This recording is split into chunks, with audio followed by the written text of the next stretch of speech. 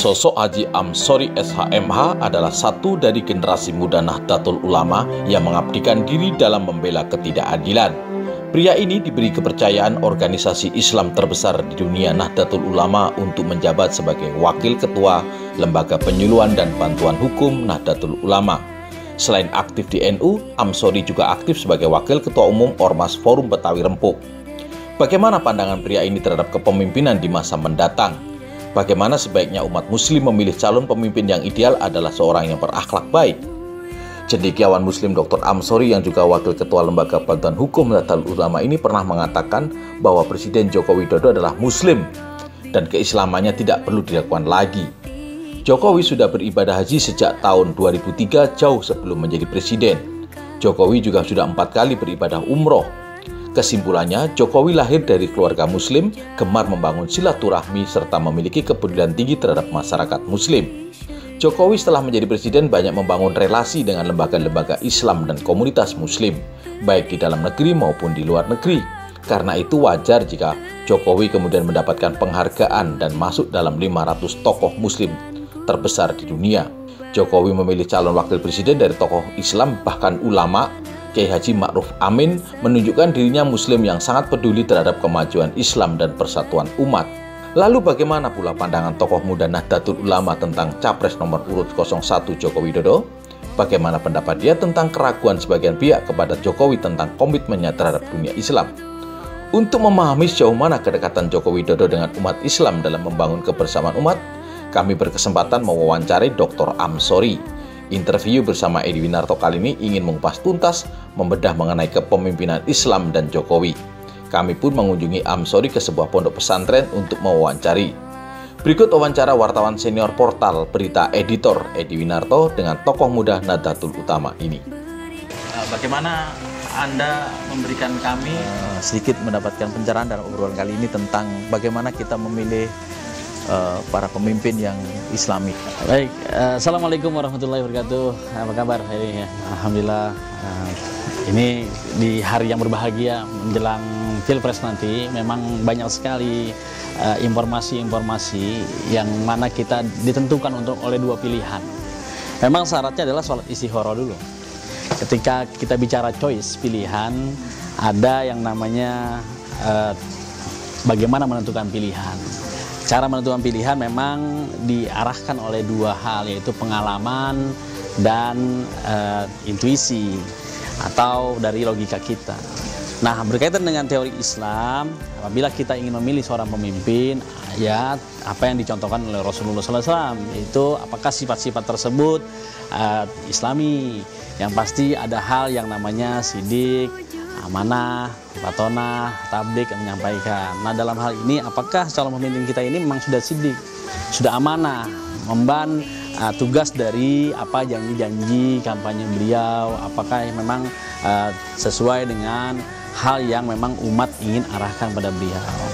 Nah, tahun 2019 ini politik aliran, ya fenomena memang saat ini terjadi. Tahun 1955 sudah ada itu yang namanya kaum abangan, priai, santi. Nah, santri-santri ini seperti Nasakom dan sebagainya. Untuk kaum milenial, ya pertama adalah apakah kriteria para pemimpin tersebut sudah ada kategori seperti akhlak Rasulullah SAW. Minimal dalam bernegara hal ini, apakah umat Islam yang Bhinneka Tunggal Ika saat ini antar umat tidak terjadi perpecahan. Kalau kita lihat fenomena saat ini 2018, banyak hal yang seperti kegalauan dalam memilih pemimpin. Yang katakanlah Pak Presiden Jokowi petahana, ada Kiai Ma'ruf Aminnya, yang sana Prabowo Subianto dengan Sandi yang gak unonya, bahkan katanya ijma ulama lah, ijma ulama berapa lah memilih. Ini kan jadi pilih yang mana? Nah, itu saya sarankan, ya alangkah baiknya sholat istikharah dulu lah. Apa ukuran atau kriteria kita bisa memahami bahwa beliau adalah seorang pemimpin yang Islami dan akan memberikan kesejahteraan bagi umat Islam ketika beliau memimpin 5 tahun ke depan? Syahadat atau tidak, mukallaf orang yang sudah balik, apakah dia melaksanakan syariat Islam atau tidak. Saya rasa kalau untuk pemimpinan Presiden Pak Jokowi yang petahana saat ini tidak perlu diragukan kembali, kan begitu. Apalagi sosok wakilnya ada seorang kiai. Jadi Pak Jokowi saya lihat juga mimpin imam sholat, ya kan? Itu kan kalau udah sholat kan nggak mungkin lagi syariat-syariat Islam yang lain, haji sudah, ya ini artinya sudah terpenuhi lah kalau untuk pemimpin Pak Jokowi saat ini. Nah, untuk calon capres yang satu lagi kan kita belum tahu kinerjanya seperti apa saat ini media. Makanya zaman milenial ini ya harus pintar-pintar kita bermedsos. Ya kita memilah dan memilih kira-kira. Ada narasi-narasi yang diciptakan seolah-olah Pak Jokowi itu memusuhi ulama, kriminalisasi ulama. Bagaimana menurut pendapat? Dari mana seorang bisa mengatakan bahwa Pak Jokowi itu anti dengan ulama? Seperti itu. Buktinya beliau merangkul dengan ulama. Dan bahkan dekat Pak Jokowi sebelum jadi presiden, jadi wali kota pun, sebagai gubernur Jakarta sampai presiden itu dekat dengan para ulama. Saya rasa tidak ada lah. Gitu. Bahkan hukum ini kan melihat untuk kriminalisasi sesuatu itu, apakah perbuatan tersebut memang benar dilakukan oleh ulama atau bukan. Nah, soal ulama, seperti ulama warasatul anbiya, ulama kan nggak mungkin kalau dia mencontohkan apa kata Nabi, apa itu siroh sariroh dan apa perbuatan, apa yang dilakukan, apa perkataan, apa yang dilakukan itu oleh Nabi, nah, mungkin ulama itu melakukan hal-hal yang bisa dikatakan kriminal. Menurut saya seperti itu. Kalau kemudian yang tadi Bapak katakan kriteria bahwa seorang pemimpin itu akan dikatakan Islami, mengikuti ajaran Rasulullah. Betul. Apakah di sosok Pak Jokowi itu ada arah ke sana? Ya, saya kebetulan sudah melihat sosok mempelajari ya sosok pemimpinan Pak Jokowi saat di Solo, wali kota, bahkan di DKI. Saya sebagai orang Betawi ya, asli Jakarta, saya melihat pemimpinan Pak Jokowi meskipun hanya sebentar di Jakarta. Saya melihat gerak-gerik beliau difitnah, dihujat, dicaci maki, bahkan beliau dikatakanlah anak PKI, bahkan dikatakan tidak benci dengan ulama, tidak menjalankan syariat. Buktinya tidak ada yang saya lihat seperti itu. Di DKI Jakarta saya melihat kinerja beliau banyak yang bagus. Pada saat beliau menjadi presiden saat lalu, banyak bahkan diundang menjadi imam besar di Afghanistan, di Istanbul kan jadi imam besar, beberapa jadi imam sholat lah sering. Bahkan sebenarnya tidak perlu diliput oleh media dalam hal sholat karena kan masalah pribadi dengan Allah, dengan kuasanya. Nah itu kalau saya melihat pemimpin Pak Jokowi sudah ya Islami, bahkan sudah hampir mendekati apa yang dikatakan diajarkan oleh Rasulullah SAW. Seorang pemimpin, apapun dia punya kesalahan, ya layaknya tidak boleh dihujat, dicaci maki, dihina dengan kata-kata kasar. Nah, saya rasa doakan saja. Tuh, kita doakan pemimpin kita kan dapat pahala. Dibanding kita hina, kita hujat, malah nambah dosa. Ya, gitu. Saran saya seperti itu. Apa pesan-pesan Mas Ansori terhadap para masyarakat atau umat yang masih memiliki rasa keraguan terhadap Pak Jokowi dalam masalah beliau sebagai seorang calon pemimpin yang Islami? Iya, yang pertama kita kenali sosok beliau, pelajari, jangan percaya atau mudah percaya dengan berita hoax, dengan berita bohong yang menghujat presiden kita. Atau dari kinerja misalnya program-program nawacitanya Pak Jokowi, beliau berhasil, alhamdulillah banyak yang diberhasilkan. Mungkin ada beberapa hal, oh ini kurang ya manusia. Nah untuk kaum milenial saring lagi, tabayun, saring lagi berita-berita hoax yang mengatakan adalah Pak Jokowi seperti ini, kinerjanya tidak berjalan dan sebagainya. Itu saya rasa ya dipelajari lagi. Kita saring dulu sebelum kita share, karena bahaya ini informasinya, bisa menjadi fitnah kalau tidak benar kan. Fitnah kan lebih kejam daripada pembunuhan. Al fitnah itu asadu minal qatl, jadi pembunuhan. Ketika berita yang kita sharing tidak benar di media itu malah menimbulkan bahaya. Ada yang juga masih membuat narasi tentang merasa bahwa penunjukan Pak Kiai Ma'ruf itu bagian daripada tameng Jokowi untuk menutupi bahwa kekurangan dia tentang masalah Islam ini. Bagaimana pendapat Anda? Saya rasa tepat sekali ketika Pak Jokowi memilih ulama. Ketika tidak tahu tentang perekonomian Islam, tentang perkembangan Islam, bagaimana membangun secara Islam, bagaimana negeri ini menjadi baldatun, thayyibatun, warubun ghafur, saya rasa tepat seperti itu. Tidak perlu menunggu ijma ulama, istihad lagi atau ijma yang berjilid-jilid. Ya. Jadi artinya Pak Jokowi tidak perlu harus menunggu ijma dari ulama, tapi beliau langsung memilih ulama. Betul.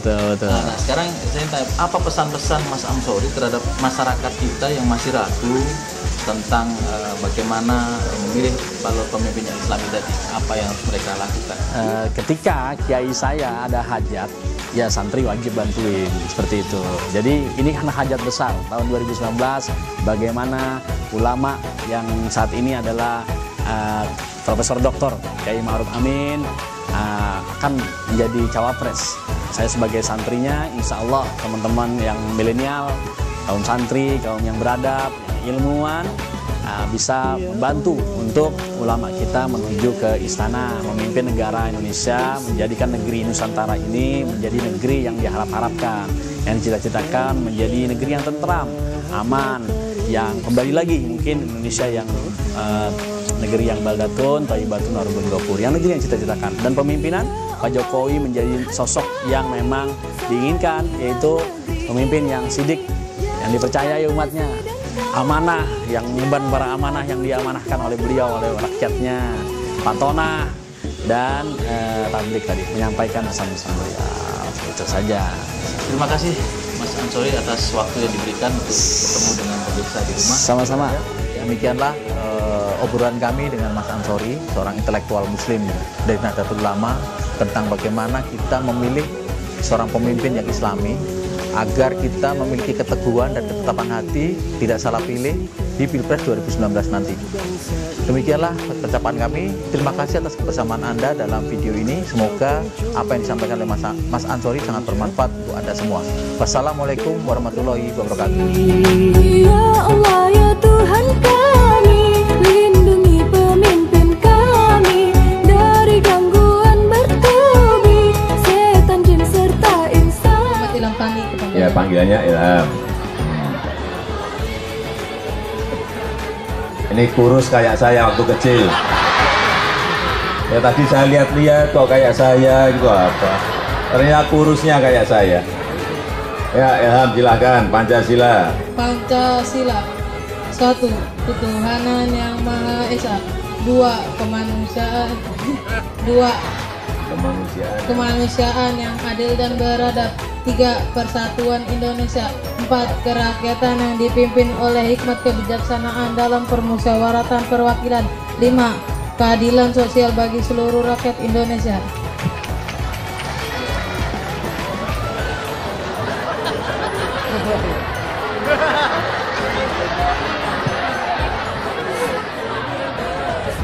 Ini benar persis kayak saya.